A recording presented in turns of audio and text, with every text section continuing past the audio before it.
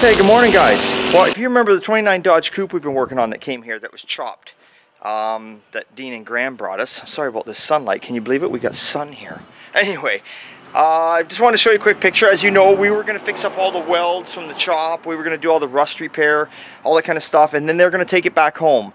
And we didn't put a floor in it because they got to figure out what engine and transmission they're going to be running, what they're going to be doing with the frame and suspension.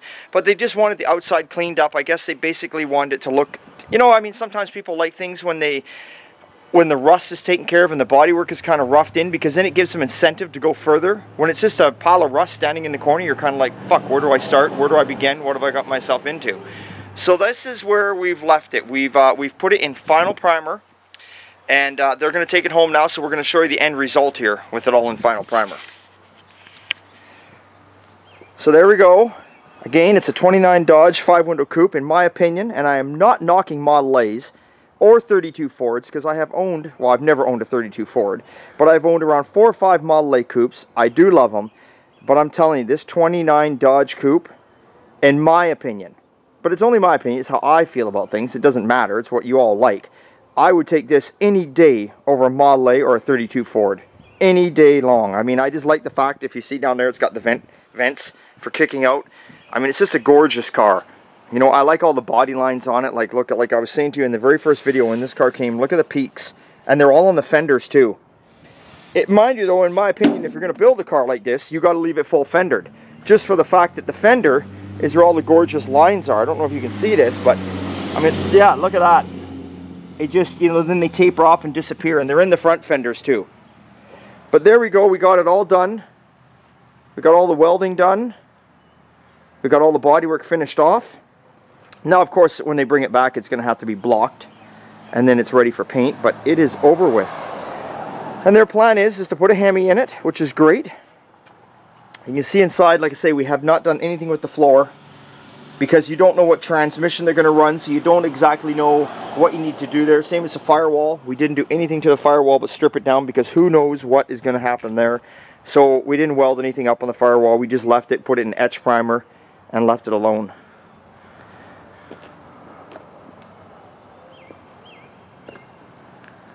So anyone out there looking for something different, 29 Dodge Coupes, man, I mean, look at that.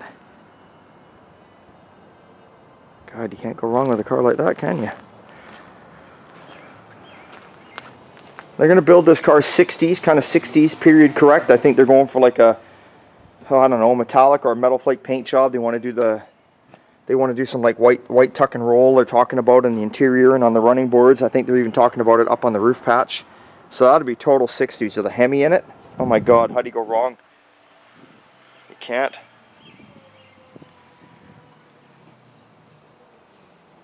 Now the only thing that's getting left behind are the front fenders. And there's one sitting right here, because Bruce is still working on them. He's got them in first. He's got the first roughing of the bodywork done. See, there's that line I was talking about, guys. Look at how it matches. See that? I mean, it just runs right through the whole fender.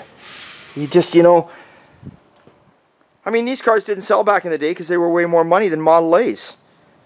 And, but there's a reason for it.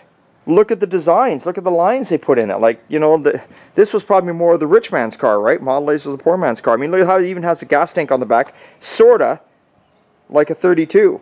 And look at when it's chopped, that wide stance. Unbelievable. So that is it. So, there's your update on the little 29 Dodge. She's off. I don't know when we're going to see it again. It could be, who knows?